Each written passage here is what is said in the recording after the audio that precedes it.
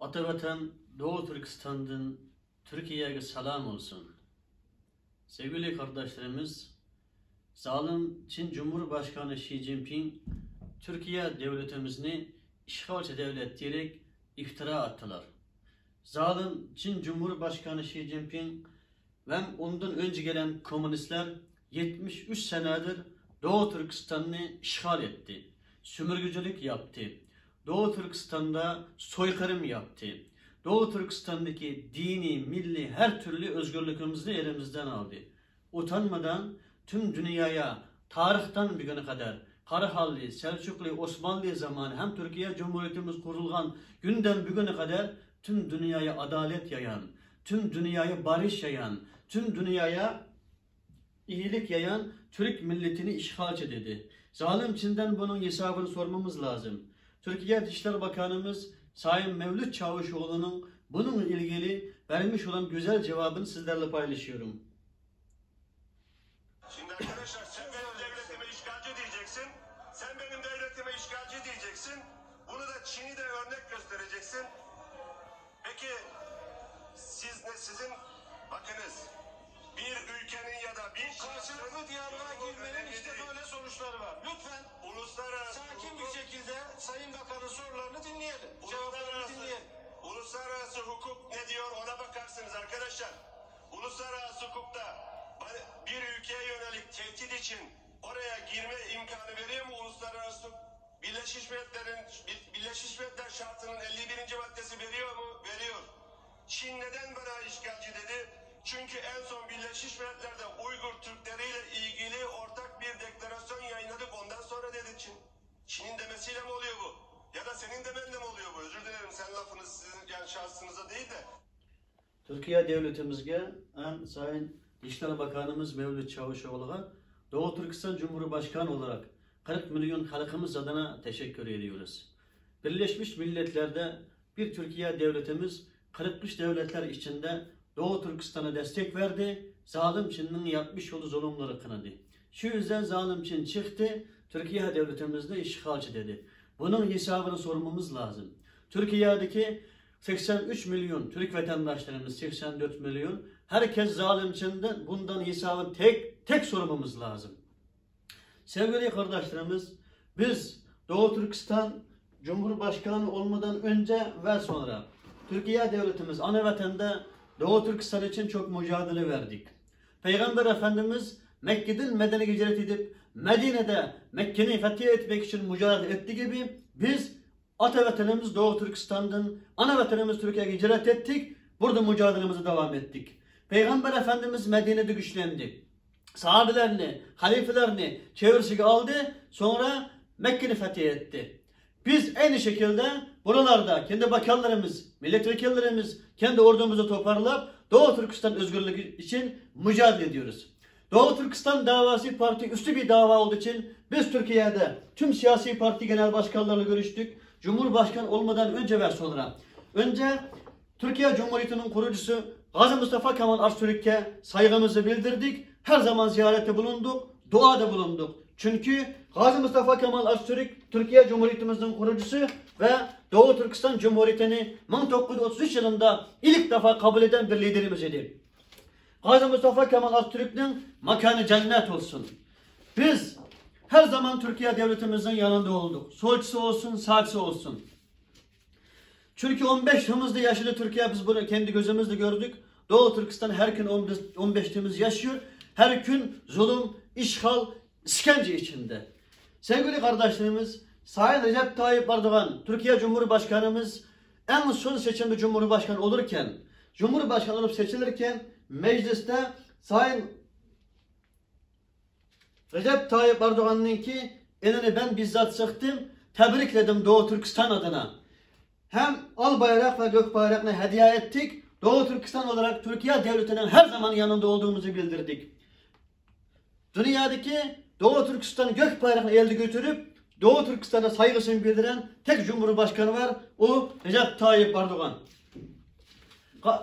Sonra MHP Genel Başkanımız Sayın Devlet Bahçeli. Allah razı olsun, bugüne kadar 30-40 kere görüşmemiz oldu.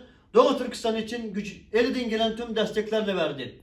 Biz Parti üstü olduk için tüm siyasi partiler ziyaret ettik. Sayın Devlet Bahçeli Doğu Türkistan için güzel destekler verdi. Sayın Devlet Bahçeli'nin en son bir açıklaması, bizim Çin'i teslim edecek bir tane Uygur Türk'ü yok. Doğu Türkistan bizim kanayan yarımız dedi.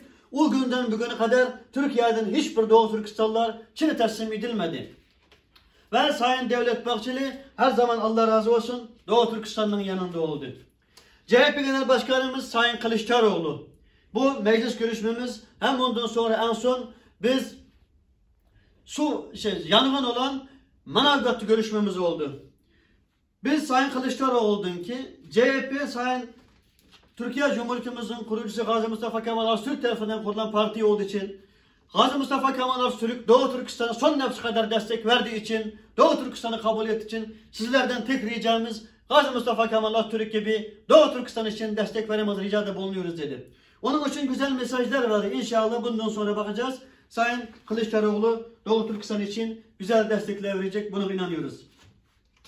Saadet Partisi Genel Başkanımız biz güzel ziyaretlerimiz bulundu. Ziyaretlerimizi kabul etti ve Doğu Türkistan için güzel destek verdi. Doğu Türkistan meselesi, vatan meselesi, bayrak meselesi, devlet meselesi.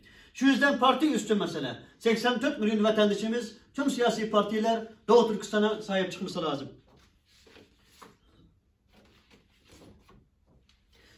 Biz her zaman Türkiye Devleti'nin Doğu Türkistan olarak yanında olduk.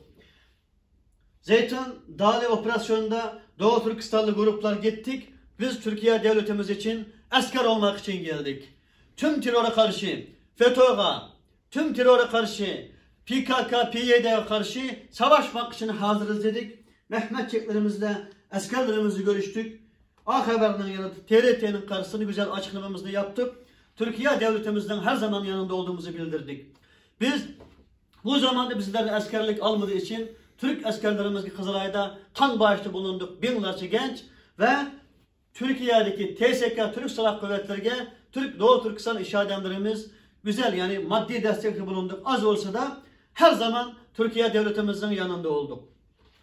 Sevgili kardeşlerimiz ama o zaman bizim için Doğu Türkistan için haber yapmayan bazı sosyal medyalar utanmadan zalim Çin'in yapmış olduğu zulümleri yetmedi gibi bizlere iftiralar attı. Bu İYİ Parti Genel Başkanımız Sayın Meral Akşener'in ki bizim Doğu Türkistan olarak benim parti kurdururken hem bir hayırlı olsun ziyaretimiz, ondan sonra mecliste Doğu Türkistan için konuştuğu için ona yapmış olduk teşekkür ziyaretimiz. Hem İYİ Parti milletvekilleri çekilen fotoğraflar. Biz parti üstü olduk için hem İYİ Parti Genel Başkanımızı ziyaret ettik hem Gelecek Partisi Genel Başkanımız Sayın Davutoğlu'nun Doğu Türkistan olarak ilk defa ben ziyarette bulundum. Onun gibi başka siyasi parti genel başkanlarını mı biz ziyarette bulunduk. Amacımız Doğu Türkistan'a tüm siyasi partiler birlik için sahip çıksın. Tam eskisi gibi. Eskiden Başbakanımız Alparslan Türkeş varken, eskiden Muhsin Yazıcıoğlu şehit liderimiz varken, eskiden tüm İslam ümmetinin lideri Necmettin Erbakan varken onlar birlikte Doğu Türkistan için sahip çıktı. Mecliste Doğu Türkistan için bir masada oturdu. Zalim Çin'e karşı kırıldı. O zaman da zalim Çin o kadar zulüm yapamadı. Bugün bizden amacımız solça olsun, sağça olsun, AK Partili, MHP'li, İYİ Partili, CHP'li tüm genel başkanlar birlikte Doğu Türkistan atavatına sahip çıkması lazım. Şu yüzden biz tüm siyasi partilerde ayrımcılık yapmadan ziyarette bulunduk. Hem Doğu Türkistan için söz getirmesini ricada bulunduk. Sevgili kardeşlerimiz, Sayın Meral Akşener ziyaretimizi kabul etti. Sayın Davutoğlu kabul etti. Sayın Allah razı olsun Recep Tayyip Erdoğan'la hem görüştük. Cumhurbaşkanlığının öncesi ve sonrası Sayın Devlet Bahçeli görüştük. Herkesten Allah razı olsun destek aldık. Tüm dünyada Doğu Türkistan'a bir Müslüman olarak, bir Türk olarak en büyük destek veren devlet Türkiye oldu. Ama burada bizi üzen bir şey var. Çok üzücü bir şey var.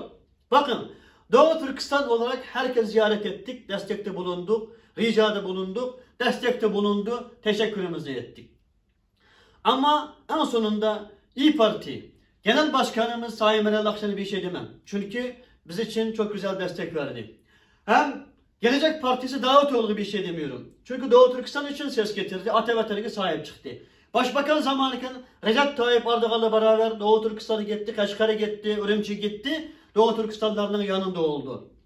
Ve Tayland, Malaysia, Uygur Türklerini Recep Tayyip Erdoğan ve Sayın Davutoğlu birlikte 300'lerce Uygur Türk'ün Türkiye'ye getirdi, onları ölümden kurtardı. Bunun için teşekkür etmemiz lazım ve teşekkürümüzü bildirdik. Ama sonunda şimdi baksanız bu FETÖ'cü grupları var. Kendisi ben Doğu Türkistanlı diyor ama ABD'de, Avrupa'da FETÖ satılmış. Hayır, FETÖ'nün 3-5 kuruş parça satılıp Türkiye devlete karşı yürüyüşlerde, eylemlerde bulundu. Zalim Çin'in yapmış olduğu zulümlerini kullanarak Türkiye devletine zarar verdi. Valiliklerden, Türkiye devletinden izin almadan yürüyüşler, eylemler yapıp Türkiye bize sahip çıkmadı, Türkiye askerimize sahip çıkmadı diyerek Türkiye devletimiz karalama kampanyası yaptı. En üzücü bir şey, bunlarla İYİ Parti'deki hem Gelecek Partisi'ndeki yüksek makamdaki genel başkan yardımcılarının bunlarla boz vermesi, fotoğraf çekilmesi, bunların yanında olması, hatta ABD, Avrupa kadar gidip bunların toplantısı katılması beni çok üzdü. Biz bunlardan üzülüyoruz. Biz Ankara'da varken, ilk defa siz İYİ Parti'yi kurarken, Gelecek Partisi kurarken Doğu Türkistan olarak biz ziyarete bulunduk. Güzel hediyelerimizi verdik. Hayırlı olsun ziyaretini yaptık. Biz sizden yanınızdayız, Balıgat'tayız. MHP Genel Merkezi'nin yanında, yani Gözlü Plaza'nın içinde 30 numara yerde Doğu Türkistan Cumhurbaşkanı olarak burada vatanımız için mücadele veriyoruz. Kendi makamımız burada. Ankara'dasınız, oradan buraya iade ziyareti yapmadınız. Sayın Davutoğlu söylüyorum, Sayın Meral Akşener'e söylüyorum. Bir sizden partiden iade ziyareti gelmedi. Allah razı olsun MHP'den, AK Parti'den, CHP'den bizge hayırlı olsun ziyareti gelen kardeşlerimiz oldu. Destek için gelen kardeşlerimiz oldu. Ama İYİ Parti'ye, Gelecek Partisi gittik. Ziyarette bulunduk. İade ziyareti gelen olmadı. Ve o bir yanda biz ilk defa sizleri ziyaret ettik. Sizler nereden buldunuz bu FETÖ gruplarını? Neden buldunuz bu Çin ajanlarını? Ben bundan şaşırdım. Bakın, hafta önce Birleşmiş Milletler'de Doğu Türkistanlarını özgürlük için değil, Şincan Özek Bölgesi, yani Çin'in bir bölgesi, Çin içindeki bir asallık bir millet olarak tanıyan bu gruplarının yanında olmanız bizi çok üzdü. Bizi çok üzdü. Bakın, biz yanınızda, biz vatan için, millet için, bayrak için, devlet için mücadele verdik. Türkiye devletimiz, yani iktidardaki AK Parti olsun, MHP olsun, iktidar olmayan da CHP olsun, o yanlış gruplarla beraber olmadı. O FETÖ gruplarıyla, Çin ajanlarıyla beraber olmadı. Ama siz bunları neden bir araştırmadan, istihbarattan soramadan, neden bu FETÖ'yle bağlantı olan bu gruplarla veya Çin'le bağlantı olan bu gruplarla bir arada oldunuz? Bu beni çok üzdü. Ben sizlere adres veriyorum. Biz sizleri ziyaret ettik Doğu Türkistan olarak. Sizi tebrikledik, alkışladık. Partinizin açılmışı için biz sizlere hayırlı olsun ziyareti ettik. Ama biz yıllardır Ankara'dayız, Balıgat'tayız. Bir kere yanımıza gelip bizi bir dinlemediniz, bizden sorularımızı anlamadınız ve bizi destekçi olmak bir kenarda kalsın. Yanımızda oturup ne var ne yok demediniz, birlik ve beraberlik için destekçi olmadınız.